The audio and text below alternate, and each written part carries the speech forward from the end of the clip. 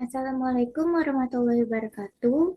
Sebelumnya, perkenalkan, saya Yolanda Keti dengan NIM 1302623027.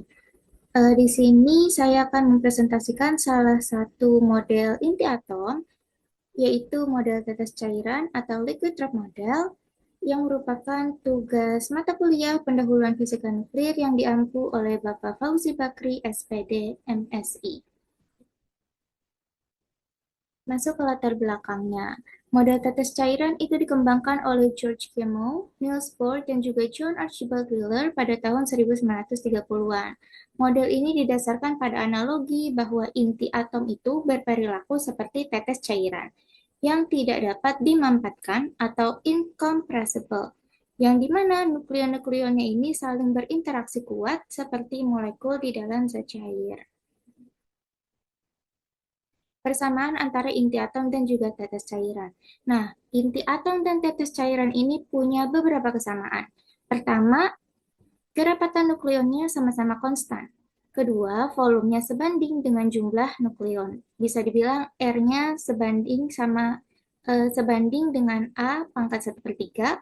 Terus yang ketiga ada gaya antar nukleon yang berjangkauannya pendek. Energi ikat per nukleon cenderung konstan sekitar 8 volt, dan juga adanya efek tegangan permukaan serta kemampuan berosilasi dan juga membelah atau fisi. Untuk perbedaannya itu ada 5. Pertama ada muatan listrik, yang dimana inti ini mengandung proton yang bermuatan positif, dan juga ada gaya tolak kolom. Nah, kedua itu ada efek kuantum, yang dimana inti menunjukkan struktur kulit atau angka ajaib atau magic numbers-nya, dan juga efek pasangan atau pairing yang tidak ada pada tetesan klasik. Yang ketiga ada jumlah partikel. Nah, tetesan cairan itu mengandung sekitar 10 pangkat 23 molekul. Inti itu hanya punya puluhan hingga ratusan nukleon. Yang keempat itu ada dua komponen. Inti terdiri dari proton dan juga neutron, sedangkan tetesan biasanya homogen. Yang terakhir itu ada fraksi permukaan. Nah, pada inti ringan, fraksi nukleon di permukaan jauh lebih besar. Masuk ke rumus massa semi empiris Bethe-Weizsäcker. Nah, berdasarkan model tetes cairan, Bethe sama Weizsäcker itu merumuskan energi ikat inti. Rumusnya itu BZA sama dengan A sub V dikali A minus A sub S dikali A pangkat 2/3 minus A sub C Z kuadrat per A pangkat 1/3 minus A sub asimetri buka kurung A min 2Z tutup kurung kuadrat per A minus plus delta.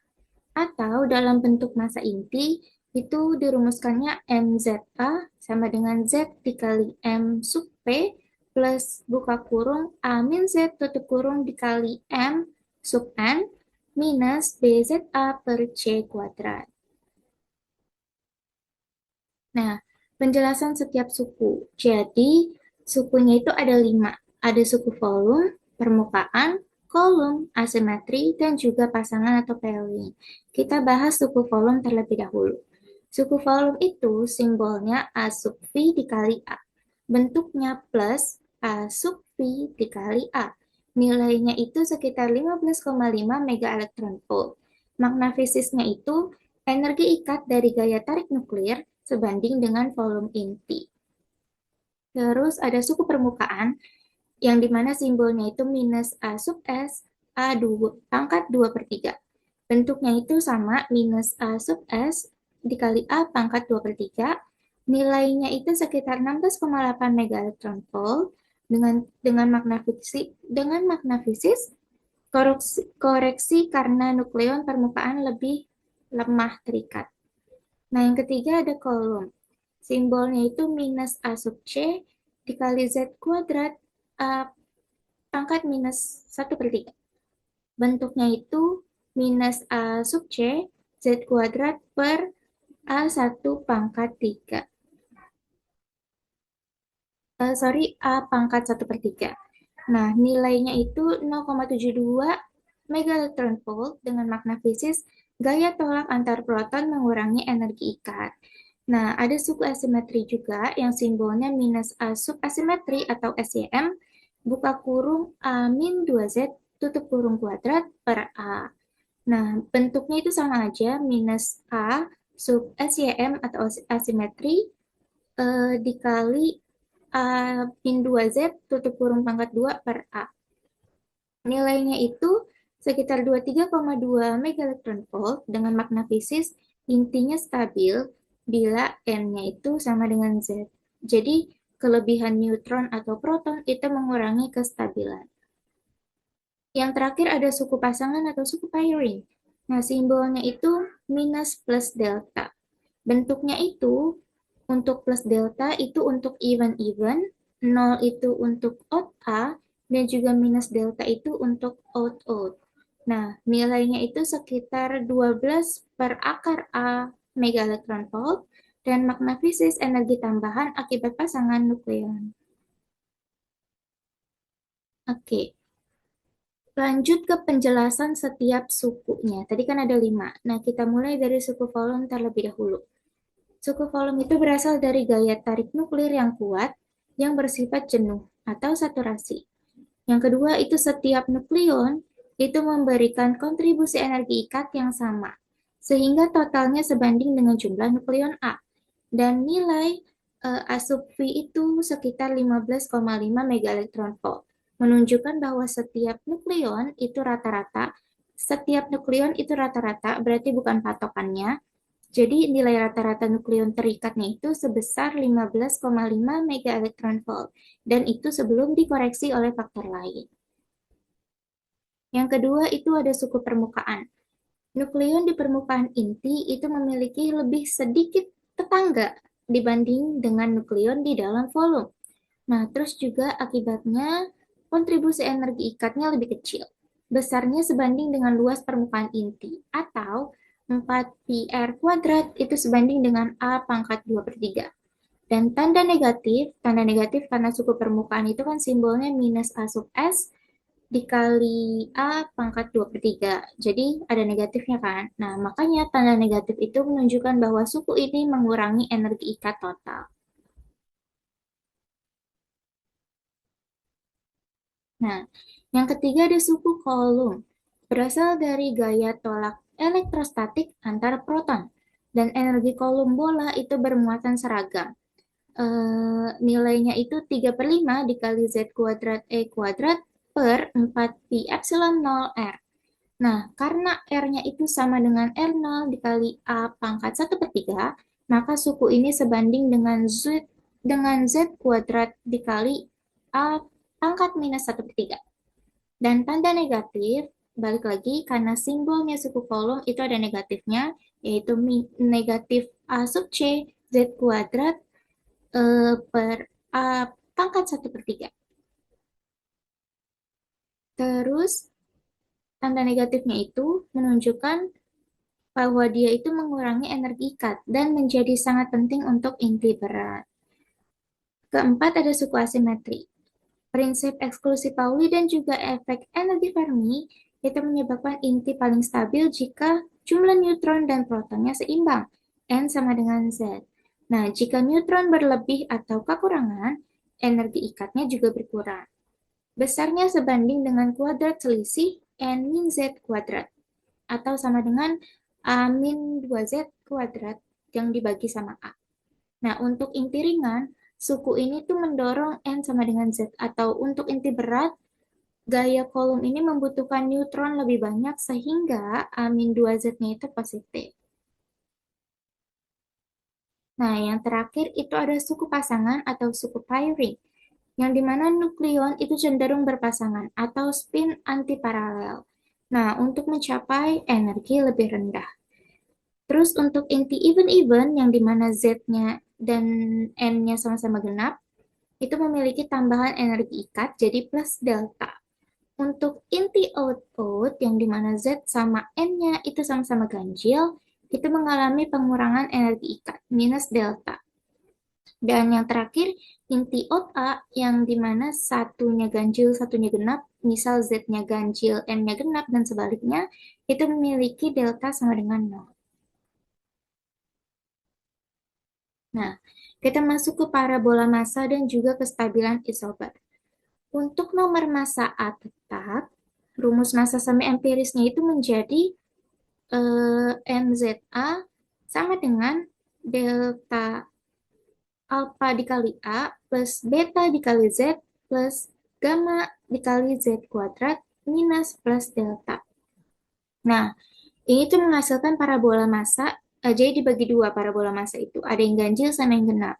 Nah, untuk A ganjil, itu deltanya sama dengan nol, yang dimana satu parabola. Jadi satu isobar stabil yang dimana nilai Z-nya dengan massa minimum. Nah, untuk yang genap, untuk A genap, itu deltanya tidak sama dengan nol. Jadi ada dua parabola terpisah. Nah, parabola yang bawah itu untuk inti even-even yang lebih stabil, dan parabola atas untuk inti odd-odd yang kurang stabil. Nah, biasanya ada dua atau tiga isobar stabil yang biasanya itu even-even.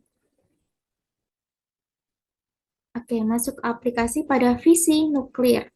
Nah, ketika inti berat itu menyerap neutron, inti itu mengalami deformasi dari bola menjadi elipsoid, yang terjadi kompetisi energi permukaannya itu cenderung mengembalikan inti ke bentuk bola atau stabil. Untuk energi kolom itu cenderung memisahkan inti karena protonnya itu saling tolak. Nah, ada parameter visi juga atau visionability parameter yang dimana X sama dengan energi kolom per 2 kali energi permukaan. Nah, menurut Bohr-Wheeler, fisik spontan itu terjadi ketika Z kuadrat per A lebih dari sama dengan 45 sampai 50. Contohnya uranium 235 yang memiliki Z kuadrat per A sama mendekati 36 sehingga tidak fisik spontan tetapi dapat diinduksi sama neutron. Nah, sekarang kita masuk ke contoh soal pertama, karena di sini ada dua contoh soal. Oke, yang pertama diberikan massa inti aluminium 2713 dan juga silikon 2714 berturut-turut adalah 26,9815 U dan juga 26,9867 U. Dengan menggunakan data tersebut, hitunglah nilai koefisien energi kolom. Jadi yang ditanya itu koefisien energi kolomnya yang simbolnya itu A sub C. Jadi dalam rumus massa semi empiris. Nah, pertama-tama untuk ngerjainnya kita tulis dulu apa yang diketahui dari soalnya juga. Nah, kan kita dikasih tahu kalau massa inti aluminium itu 26,9815 U. Dan untuk massa intinya silikon itu 26,9867 U. Nah, yang dimana nilai 1 U itu 931,48 mega elektron volt per C kuadrat. Dan selisih massa neutron dan juga proton itu 1,29 mega elektron volt. Ini diberikan di dalam petunjuk atau literatur. Dan A-nya itu kita punya 27. Nah, untuk mengerjakannya berarti langkah pertamanya hitung dulu nih selisih massa dalam mega elektron volt. Jadi 26,9867 dikurang 26,9815. Nah, itu angkanya dari mana? Dari massa inti yang diberikan oleh aluminium dan juga silikon. Jadi dikurangin dikali 931,48. Nah, 931,48 ini dari mana? Dari hasil 1U. Tadi kan sudah diketahui 1U itu 931,48 mega elektron volt per C kuadrat. Nah, setelah dihitung hasilnya dapat 4,8437 mega elektron volt. Yang kedua, itu berarti kita tambahin koreksi selisih massa neutron protonnya. Nah, kan tadi udah didapat 4,8437 mega elektron volt. Ditambah 1,29. Nah, 1,29 itu dapatnya dari mana? Dari selisih massa neutron proton yang sudah kita tulis di bagian diketahui yang diberikan dalam petunjuk atau literatur. Itu sebesar 1,29 mega elektron volt. Jadi, kalau ditambah itu hasilnya 6,1337 mega elektron volt. Nah, langkah ketiga itu kita hitung faktornya. Rumus faktornya itu Z kuadrat min buka kurung Z min 1 tutup kurung kuadrat per A pangkat 1 per 3. Nah, untuk Z-nya itu sama dengan 14. Jadi, kan tadi rumusnya Z kuadrat min buka kurung Z min 1 kuadrat. Jadinya 14 kuadrat dikurang 14 kurang 1 jadi 13, 13 kuadrat. Jadinya Z kuadrat min buka kurung Z min 1 tutup kurung kuadrat itu 14 kuadrat minus 13 kuadrat. Yang dimana 14 kuadrat itu hasilnya 196, 13 kuadrat itu hasilnya 169. Jadinya 196 dikurang 169 jadi 27. Nah, sudah diketahui bahwa A-nya itu 27. Maka A pangkat 1 per 3 jadinya 27 pangkat 1 per 3 yang hasilnya 3. Jadi untuk rumus ini, rumus hitung faktor ini, itu hasilnya tadi 27 per 3. Maka hasilnya adalah 9. Baru kita hitung nih koefisien energi kolomnya atau A sub C-nya. Tadi kan didapat 6,1337 megaelektron volt. Maka 6,1337 sama dengan A sub C dikali 9. Yang dimana A sub C jadinya sama dengan 6,1337 per 9. Yang jawabannya itu mendekati 0,6815 megaelektron volt atau sekitar 0,6815 megaelektron volt. Yang dimana dapat kita simpulkan koefisien energi kolom atau A sub C-nya dalam rumus massa semi empiris adalah sekitar 0,68 megaelektron volt. Yang dimana nilai ini mendekati konstanta umum digunakan oleh literatur. Nah, kita masuk ke contoh soal 2. Diberikan massa inti kalium 3919 dan juga kalsium 3920. Berturut-turut adalah 38,9637U dan juga 38,9707U. Nah, dengan menggunakan data tersebut, kita hitung nih nilai koefisien energi kolomnya berapa dalam rumus massa semi empiris. Sama seperti contoh soal 1 tadi. Kita tulis dulu pertama diketahuinya apa saja. Kita dikasih massa intinya kalium itu 38,9637U. Lalu untuk massa inti kalsiumnya itu kita diberikan 38,9707U. Nah, nomor massa atau A-nya itu 39, nomor atom atau Z-nya itu 20 untuk kalsium. Nah, massa neutron atau M sub N-nya itu 1,008665U dan massa proton M sub P sama dengan 1,007276U. Nah, massa neutron sama massa proton ini diberikan sama kita ketahui dari literatur sama seperti sebelumnya dan juga 1U itu nilainya 931,48 megaelektron volt per C kuadrat. Harusnya per C kuadrat. Nah, langkah pertama, seperti tadi, kita hitung dulu selisih massanya. Jadi, 38,9707 minus 38,9637. Nah, angka ini dari mana? Dari massa inti yang diberikan oleh soal. Tadi kan ada dua, ada massa intinya kalium sama massa intinya kalsium. Dikali 931,48, itulah dihitung hasilnya 6,5204 megaelektron volt. Langkah keduanya kita tambahin koreksi selisih massa neutron protonnya. Maka hasilnya 1,2939 megaelektron volt. Jadi ditambah 6,5204 ditambah 1,2939, 6,5204 ini dari yang hitung selisih massa, yang 1,2939 ini yang ditambah dari koreksi selisih massa neutron proton. Hasilnya 7,8143 megaelektron volt. Nah, sehingga Z kuadrat min Z minus 1 kuadrat per A pangkat 1 per 3 itu 39 minus 3,39 yang hasilnya 11,50. Maka kita bisa hitung A sub C-nya atau koefisien energi kolomnya jadi 7,8143 sama dengan A sub C dikali 11,50.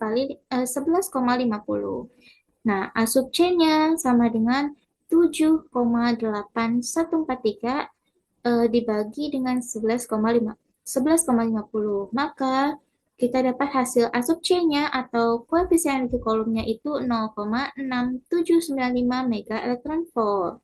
Nah, sama seperti tadi, kalau dibuletin jadinya 0,68 yang umum digunakan dalam literatur. Nah, mungkin untuk presentasinya sekian dari saya, kurang lebihnya mohon maaf. Wassalamualaikum warahmatullahi wabarakatuh.